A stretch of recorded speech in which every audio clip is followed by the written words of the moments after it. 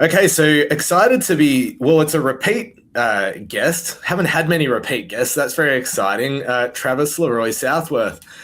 Travis and I did a podcast, would have been almost, I guess, 2 years ago, which was when he brought the Revenant to Gamma, which was a very well-received collection, a collection which I guess I'm going to let Travis hark back to that, but called upon all the times that people have pronounced Bitcoin dead.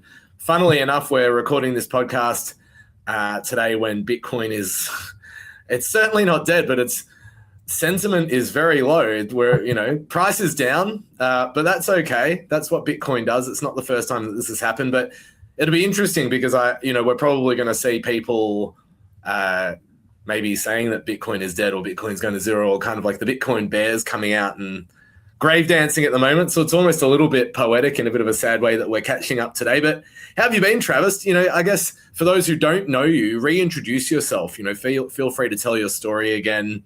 It can be an abridged version if you like, because they can catch up on our last podcast. But yeah, what's been happening? Can't believe it's been 2 years. Yeah, of course. And thanks again for having me, Brett. I love everything that you and everyone at Gamma has been up to, and in the Ordinals community. It's been really awesome to have you guys as a platform and a voice in the space. So for those who aren't familiar with me or need a refresher, my name's Travis LeRoy Southworth. I'm a conceptual artist. I've actually been making digital art since the late 90s, and much of my practice deals with aspects of like self-perception, image manipulation, and computerized labor. And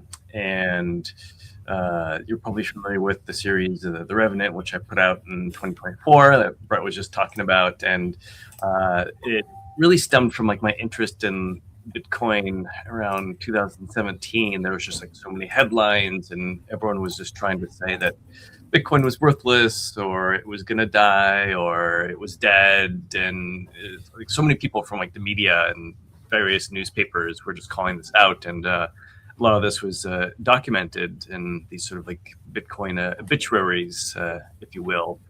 And I just sort of collecting the data myself, like thinking I might do something with that series eventually. And as Ordinals sort of came about, was it right around 2022? Around then? Yeah, end of 22, yeah. Yeah, I'd already started working on this series, and then it just sort of made sense to, I want to put this on Bitcoin because this story sort of about Bitcoin and these ideas. And as I, slowly worked on them, I tallied up there was 476 times in which someone specifically called out that Bitcoin was dead or worthless, right around early 2024. So I just was collecting all of these phrases and sort of like changing some of the words. But it was really about so much more. It was about the these like themes of like identity and resurgence and like this enduring nature of Bitcoin, along with like digital art as well. Because I feel like there's been a lot of like skepticism with like digital art and NFTs and everything surrounding that. So it all just sort of like came together, and much of my works are involved like these like sort of soft, colorful portraits, not exactly a specific person. And I was really wanting to play with that. So all of these were the sort of ghost-like portraits, and it's like the idea of like the word revenant means like something that has returned after death or an extended absence. So I was sort of like looking for this like moment of like either this figure either coming back or starting to disappear. So they're all sort of like frozen in these like permanent gifts of like 4 frames kind of going back and forth. Yeah, which was a very clever way of obviously getting them on Bitcoin. Interestingly, when you launched, fees were a lot higher, so it was a lot more expensive to get pieces onto Bitcoin. Yeah. Where I would never have predicted we'd be where we are in regards to not just, I don't mean the Bitcoin price, but the ability to inscribe at sub 1 sat per VByte, which essentially, if you don't know what that means, it just means very, very, very low. These would have been a lot cheaper to inscribe, which is just, it's interesting to see how the story is slowly like unfolded or how, what's happened over time. But yeah, we can see, there's different titles such as Totally Manipulated, Why is a Scam, Open Scheme. If I get into here, you very specifically put different metadata, where it was dedicated to the death notice. This one was CNBC, what date it was. Talk to us about what you found so interesting or appealing, or why you wanted to document, I suppose, preserve that on Bitcoin. Well, it's sort of like these attempts to, bring something down through language, which comes about a lot in my work.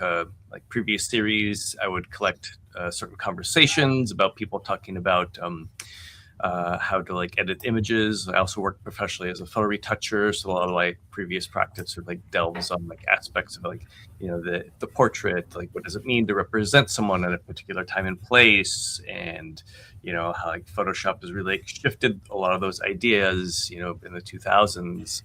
And I really wanted this to be a rich series where it would pull date of when this thing was said, a snippet of what was said, the date, the price at Bitcoin death, and it really sort of playing with those ideas. One was the first one was why Bitcoin can't be a currency was the initial phrase. So I rewrote that to be a currency. So it's also talking about these ideas that were happening on social media and tying these coins to identity, the meme coins or Bitcoin maxis and all these sort of things that are both good and bad. So I find the whole thing very interesting. And for this series, I really like the GIF as this sort of hardwired thing that runs. A GIF is one of the very earliest digital formats, and it still works today. It's any web browser can run a GIF. So that's why for this series, those, and also the cyclical nature of them. They just keep going and going and going on repeat. There's nothing that you need to do. And interestingly enough, these are all sort of made with only 2 colors each. And they're all sort of broken up into these little bitmaps in a way. So something like that, it's you have the ones and zeros, digital art and blockchain, and sort of playing with that duality. Yeah, and it's really interesting in that way. There's so many parallels with Bitcoin. It just keeps going. You said it's made of 2 colors. Bitcoin it's obviously very technical, but it is also quite simple in what it does. And yeah, you've had other collections on ETH, previously released ones. If people check out your website, there's some cohesion you can see with even your PF or your photo with I'm a Square and thresholds and familiar faces. There's this. Look at that, New Beginnings as well. New Beginnings, Old Endings, secreting. There's a little bit of cohesion with this blurred, ghost-like, Revenant-like kind of playing with a profile picture or a face. Yeah, no, it's true. A lot of my early work was more on the sort of minimal side, and when I was working professionally as a retoucher, I became really interested in all these tiny things I'd have to remove from people's faces, little moles and blemishes and stray hairs. So I just started collecting them. They're like my little bits of data or material in a way. And I started just to sort of either erase someone's entire face and only leave those imperfections. So you would have this, quasi sort of cosmic field with these little corporeal specks and lines around, and they looked quite cosmic at the same time. And then I started to add the colors that would be used in the manipulation. If an image is too green, you add magenta. So a lot of the early work was sort of building up on that. It's these things that were also sort of taken away from someone's portrait to try to create an ideal one. But all those things were visually the things that make us unique from everyone else. So a lot of the works would build on that, this ghost image, if you will. For sure. And we're catching up because it's great to catch up. I think it's also really interesting to reintroduce or keep current or keep present in works that have gone onto any chain. I think sometimes in this space we move on so quickly and want to know what's next. I love revisiting works, so it's been lovely just to reflect on it and even scroll through the collection. It's a collection that I have spent a bit of time with. You said it's interesting to me, pardon me, that they're made of 4 frames, but you can spend quite some time with the GIF given that looping nature. Even if it is only 4 frames, they're quite entrancing. They tell their own stories in themselves, but you've also been working on something for quite some time, been experimenting with, and you're going to be bringing something new to Bitcoin, I guess, without putting any time pressure on it, somewhat shortly. Yes. Tell us about, what have you been up to? What's, give as much information as you feel comfortable to give. What is coming and what have you been up to, Travis? Yeah. No, it's actually quite nice to talk about the Revenant because it directly sort of falls in line with the newer series. But also I have to go back in time a little bit because there's another series that I really love that predates all of this from 2012, and obviously Bitcoin was around back then, but it wasn't exactly on my radar. And I was working at this job doing e-commerce retouching, and it's really fast paced, just portraits for web, for just very quick, very quick turnaround production and consumption. And I was wanting to draw while I was at work. I just really had this wanting to get back to drawing. I thought about it. I was like, it would be interesting because, as someone who's working on the computer or retouching, you're using stylus, so it's very natural. I'm just drawing on the computer with my tablet, and I was like, can I, either come up with some software or find some existing software that just sort of tracks my cursor as I'm drawing. And I was doing some early experiments from 2011, and I found something that would just create this very sort of elegant single black pixel line in a white field. And as I was making these drawings, I wasn't looking at them. So they're sort of if you're familiar with blind drawings as an experiment, or blind contour drawings, you're trying to draw someone's face but not look at the paper. So they're sort of like that. And over a period of 6 months, I made 1,500 drawings. And that series was called the Continuous Work Drawings.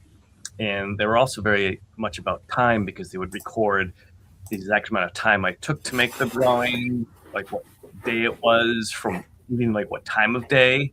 So I really sort of like that aspect of data collection in this series. And I think I can do a presentation here real quick so people can see some of those. I can do a share screen. Let's see. Definitely do that. Whilst you're checking, I've got a question for you. When you reflected on it, I guess when you spent time with and went back through those drawings, did you notice any patterns in terms of times of day, or did it take you back to how you were feeling, or did you notice anything in regards to when you did it? Were there any patterns or consistencies or perhaps inconsistencies? Yeah. Most drawings were between 5 minutes or a bit longer. Like I was saying, it was e-commerce. So each one of these artworks is sort of a direct relation to how much time I spent retouching that. And some tend to be a bit more abstract, but other ones like this, you can actually start to see some legs or arm or these appendages. And I sort of just really like that minimal nature of this series in itself, where you can start to see someone's fingers coming through. And I really love these really sort of quick and rushed, almost these gestural drawings, if you're familiar with it, or you're just quick sketches. And I just really love those, and I would frame them in this kind of sort of medium gray matte that sort of also is a Photoshop reference, and displaying them together. And on the back, like each print is actually like signed digitally and has like the timestamp on that as well. I can show some like larger ones here so people can see a bit better. But there's like some like really just like nice elements to these. Scroll down here. There we go. And so these were from 2012, you said. That's quite interesting. And so you must keep, tell us about, I guess, how you preserve things. Like we talk about preserving things on Bitcoin, and that we know is like essentially the gold standard for it, but you've done well to maintain these over the last 13, 14 years. Yeah, I need to get better at it because like I feel like my files are not like archival. I need to be like making these everything into like archival TIFFs, and I do have multiple backups, but I definitely need to future-proof some things and put everything in a safety deposit box in case my God forbid house burns down or something like that. But I try to organize things fairly well, but I know I could be doing better. Yeah. So I really wanted to show these because they predate any sort of like NFT involvement, but they seem to be like an early series that I was working on that actually would have done well in some ways as NFTs, because like sort of like playing with time, like using like software and code as like part of the process of making the art, and dealing specifically with these like date stamps and signatures in a way. So I was trying to think of like, it's like, how can I like make those into a series that would be interesting for people? And I started to come up with a series that's called Soft Eulogies.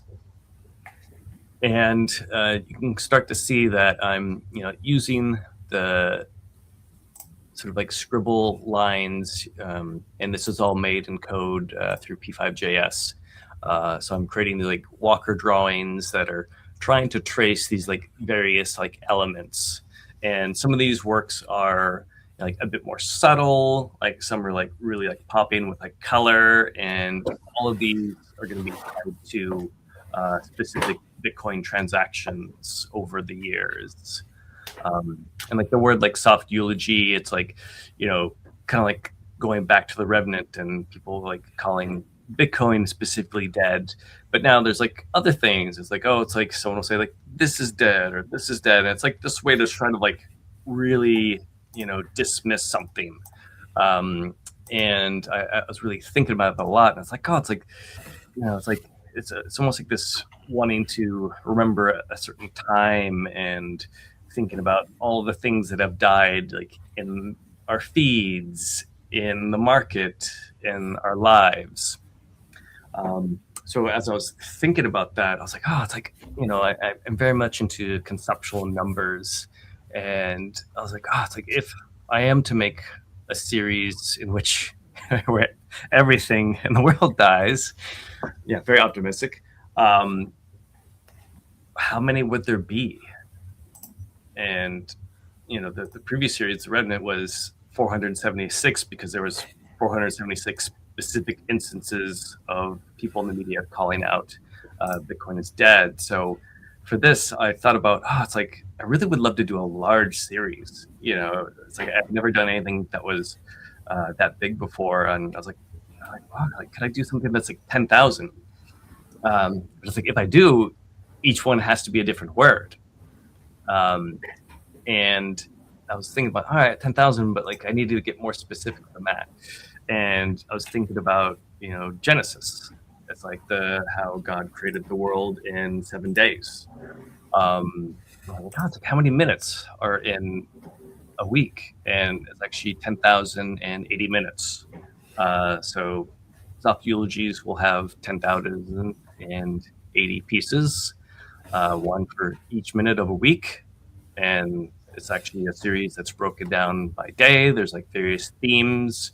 So like the first day is light. So I'm connecting that to, a little less specific ideas like light and perception, art, truth, knowledge. So So certain works will like fall into those categories. And thinking about like portraiture again, I was like, well, what should these look like? And thinking about how I'm sort of making these like, ghost-like images and wanting to tie into the continuous work drawings. It's like I really want to play with skulls. I know it's become like a trope in sort of like crypto art, but I thought like if everything's gonna die, there has to be a skull in these images. So there's actually going to be 21 skulls in the series, but each one is going to be unique because it's being manipulated in code. So everything is code based. Even like the skulls I drew in SVG files, but then they're converted to path arrays. And I can like cycle through them here. And I can even show you if I pull up, my JavaScript console here, and you can see it's like, all right, each one is tied to a specific transaction. It has the date, the UTC time, block height, confirmation time is estimated. There's really no way to get the exact one because it depends on like who you're referencing. And I'm looking at things like value, fees, size, and all these different elements are sort of influencing how each one of these is drawn up. So a couple of things for people who are perhaps only listening, tell us what we're looking at. Hopefully people are watching this, but also where do you think I don't want to put words in your mouth, maybe like your love of or your enjoyment or kind of like passion to portray organization and perhaps data. It's almost like, being a scientist back when they were categorizing things. It almost takes me back to primary school a little bit, learning about different types of animals and then subspecies and how they fit together. But yeah, there's something about human nature that does enjoy categorizing. But where do you think your passion for it came from? And then also, what are we looking at, just for the people who are listening? Yeah. So, part of it is like just thinking about the relationship like Bitcoin and just to go back to the continuous work drawings again. I was thinking about like the aspect of like labor and producing something in which kind of like not, wasn't really mine in the end, and the need to like make these drawings that were like separate but sort of tied to it at the same time. I'm often thinking about like, I was like, what does that like mean to like make these things? And how Bitcoin is sort of like this sort of perpetual machine that just like keeps going. In the continuous work drawings, like sort of like reference that in a way. I was like, what if I just like kept on making these? I kept on like recording myself. It's like almost like this weird sort of self-surveillance. So I started to think about like, it's like all these transactions are things that people made, and they go to this mempool space, and it's waiting for them. And each of these transactions waits between sometimes a couple seconds to sometimes a couple hours. So I was thinking like, it's like this, like it's like the proof of work. It's like work, and I was like, I wanted to create these drawings that sort of reflected that time, like this time spent waiting, and that waiting period is almost like this. It's not quite purgatory, but it's like the one time where these transactions were alive, and once they, get put into the block, they're sort of dead in a way. So I found that to be like really interesting. And I wanted to capture some of that data and to see if I can create these code-based drawings from those things. Yeah, I don't know if that sort of like answers your question there. No, it certainly does. It certainly does. And then also, I guess, hopefully people are watching, but what can people expect? See if you can almost, I guess, like communicate out that you did say before there's these pathways inside these skull-like, almost those, Revenant like skull kind of shapes with the wording at the bottom. But yeah, talk us through it a little bit. And I guess also, how did the outputs, because they are generative outputs, I guess, evolve as the project kind of grew with you? Yeah.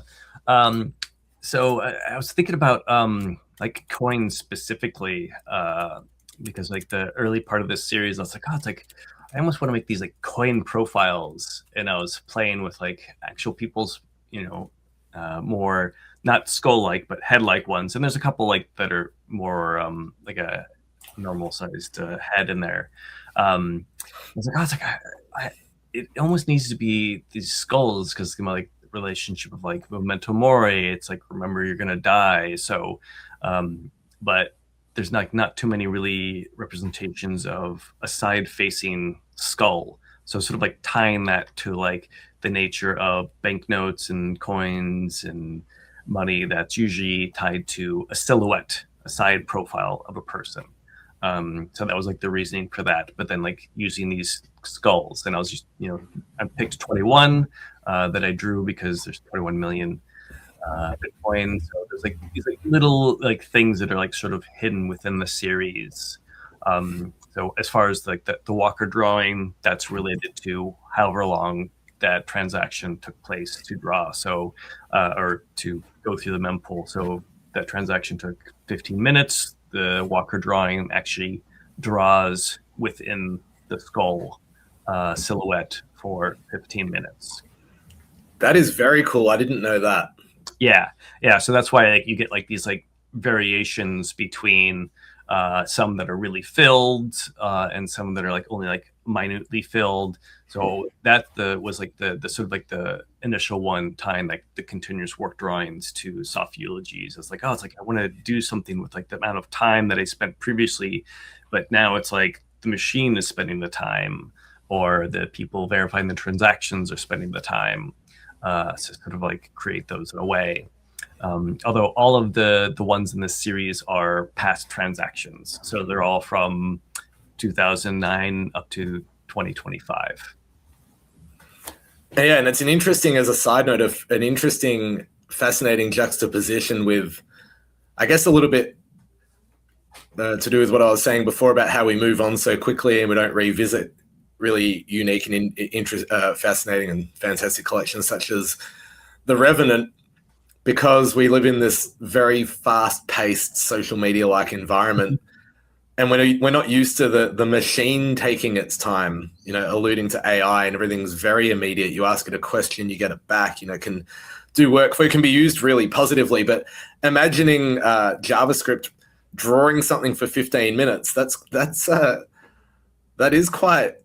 Yeah, that's very unique. Did you watch these occur? It must have been quite an interesting thing to view or to observe. Yeah, so like one thing you can obviously easily do with code is like if it's like pre-computed paths, and each one is based on a seed that's tied to the transaction. So whatever the transaction number is, that's the seed that's tied to. So that way you always get repeatable works and unique pieces. And this series might have an animated aspect to them. They will all be stills, but I'm playing with adding a special thing for people to like do some subtle animations with these. And that's one of the reasons I wanted them to be like responsive. So if someone has a really wide screen that's horizontal, they can display it like that. If someone has like a screen that's vertical, you can be viewing them like that, or they can be viewed as squares. So there's like these little smaller extra elements just outside the frame.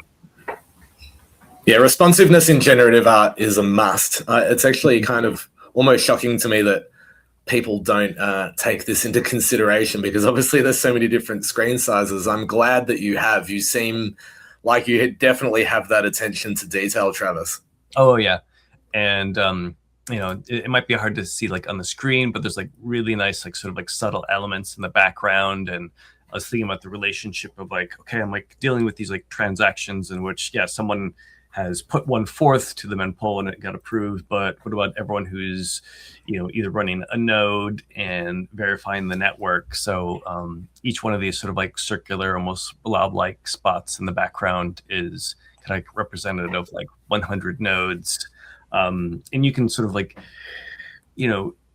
generally estimate how many nodes are currently running for each year. So I think like right around now and last year there was roughly like 25,000 nodes. So like this piece, depending on when it was, the transaction, this one was 2015. So the previous one from 23, that one might have more closer to sort of like 20,000 nodes in the background. So there's like these sort of like subtle elements where, like, if one of the transactions had a lot of like inputs or outputs, there would be, like a lot of like sort of like soft color fields, or if it had a really high value, then you would get the sort of like gradient wash in the background. Or if it was like a really low fee, then it would be really hard to see the nodes. And you'd also have like these kind of like elements that are sort of broken apart. Fantastic. And is it almost ready to go? Are you just adding the final polish? I guess tease the audience a little bit. When can we expect Soft Eulogies? Yeah, I'm really hoping for, I think it was like Monday, February 23rd.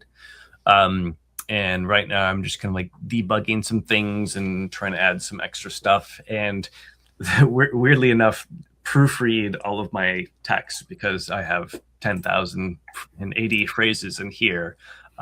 So there's still like some small things that I'm like double checking, like, does this sound right? Because sometimes it can be quite hard to like call certain things dead. So you have to make sure it's like, oh, it's like, is this the right phrase? Is this like plural? Should this be like singular? You want to say it like this, or like use this. Like sympathy is dead. That's a quite lovely one right there. It's quite cutting, really, isn't it? Yeah, there's some quite damning phrases in here. Tapes are dead, and some are like also a bit more open to interpretation. But if you know what day it was like based on, you're like, okay, like tapes are dead. If I pull up my console, it's like, all right, that's day 5, that's media. So it's like referring, at least when I made it, more specifically to, probably like videotapes. But it could be something else. A lot of times I like to leave things open. Having obviously been in touch with you throughout the process, it's been quite a process. Is this a project that you may have spent perhaps the most time with, or has it been a time-consuming project to get to the point where you're like, I'm happy with this? Because just from obviously this discussion, it's very rich. There's a lot of detail. The very fact that they're categorized, there's time, there's dates, it should make sense in that way. Obviously, they're drawn in different amounts of time. It's quite fascinating. It's quite interesting that way. Yeah. Funny enough, it's not the longest series I've worked on. I tend to really go long on a lot of projects. Yeah. I think I have one that I started in 2019 and it's still going on, but that's actually also one that's going to continue until like 2056. So that's a very long-term project. But I really sort of like those weird sort of almost like questioning like this like absurdity in the nature of existence that like comes up a lot. And I think here too, it's like, it's like abstraction is dead. Like what does that mean? Like referring to like art. It's like an extraction is dead. Abstraction is dead. Extraction is dead. It's quite serendipitous. It's sort of like a little bit my MO, and I definitely like to continue to add little things, even if they're not actually stuff that like people would see within the work. So I think right now it's like I really am happy with the series. It's more of, can I get the animated part to do what I want it to? Yeah. And then how do you decide when it's done? It seems like all your projects that could just keep going, and you have to make that final call. This might be a coveted one. OGs are dead. I was going to say you're an OG. You were very early into the crypto art scene. That's very poignant. Yeah. I helped beta test Super Rare. I got really in like 2017, right when stuff was going on, and I was like, oh yeah, it's like Bitcoin. It's just like a really just like a digital certificate of authenticity. This just makes sense. Like, are people making art with this? And I found like a nice group of people in the early days, and we still kind of keep in touch and talk about what's happening in the world, and you know, on Twitter, X, whatever you want to call it. But what was your question again? No, I was about to say, and then this piece, OGs are dead, very coincidentally, is quite poignant. Yeah. Yeah, you asked how do I know when a series is done? How do you know when you're done? Correct. Yes. Yeah, that's a really tough one. It depends. Sometimes it's nice to have a number in mind. At least for me, like every artist is different, obviously. I do love numbers. So, you know, for this, it's like, okay, it's like I'm only making this many pieces. So there's like this many phrases. But it usually ends up being more of like a feeling. You're like, okay, it's like this looks good, or like I like the way that this reads, or as a whole, these feel like really strong and poignant. And like right now, I feel like the series feels very timely. You know, it's like we are in a dead spell in a way. We are dealing with these existential questions of existence relating to AI. You know, it's like, is AI gonna kill jobs? Is it gonna end this? Is it gonna stop us from doing this? Is it gonna take over? So there's like a lot more going on than, you know, just Bitcoin is dead now. It's like, you know, is everything dead? You know, and riverbanks are dead. So I think I have like a nice series of phrases here that touch upon a bit of everything. You know, some are a bit more abstract or less familiar. There's like minerals in here. Soothsaying is dead. That's a quite nice one. And they start to like come back to my earlier work, which start to look more cosmic too, which I kind of like, with like these like nodes and little connection lines, or these like pieces that seem to be broken apart. But I think they also hold on their own as well, because I didn't want them to look like coins or, you know, tombstones or anything. So I'd say I'm pretty happy with them. Yeah, and for those who aren't watching and just listening, but obviously for those who are watching as well, you would have noticed they're extremely tight and cohesive, but each one is very unique to the other, which is not easy when you're creating a collection of 10,080. Yeah, and I think that was probably one of the things that took the longest. Is I consider myself sort of like a failed programmer. Actually, I was gonna study computer information systems in the late 90s, but I just was much more interested in art, and it took me longer to sort of come back to code. So I'm always sort of like struggling with trying to get it what I want it to do. Which you know, in some ways, you know, might be a benefit, just because I have a very specific idea of how I want things to look, and I'm still always trying to see like, oh, like how can I get around that? How can I get it to do this? And maybe it's not supposed to do that. But I think I can kind of get it there. And since much of my work sort of has like these nice minimal references, they sort of like fall in. But I'm really happy with like, you know, how the text is like quite legible, like it pops, and like you have these subtle elements that start to like fall in the distance. So you start to have these like nice little bits of like foreground and like middle ground and background within them.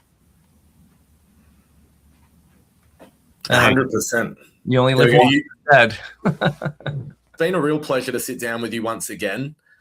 Can't believe it's been a couple of years. Obviously, we've been in touch coming up to this point. So really looking forward to Soft Eulogies hitting Bitcoin. I guess in summary, it's quite pertinent that this is being preserved on Bitcoin. It's quite a societal commentary, you know, beyond being obviously very Bitcoin native in itself, though. So if there's anything else that you'd like to leave us with, but apart from that, looking forward to this being released. And yeah, thank you so much for your time.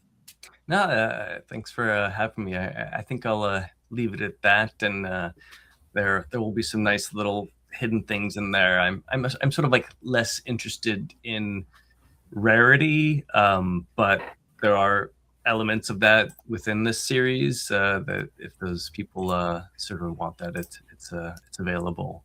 But I think people will really be interested in the phrasing and the works themselves, how they look visually, and I really also wanted to make something that could like exist on any screen, whether it's at home or in a gallery. 100%. Well, we encourage people to have a look at The Revenant and be ready for this release. Go and check out Travis, follow him on X, go and have a look at his website. He puts a lot of effort into his website in terms of, I guess, documenting and showcasing his journey. I'm a big fan. So once again, thank you, Travis. All right, thanks so much, Brett, and thanks everyone at Gamma. It's been great to be here, and I appreciate you guys. So thank you.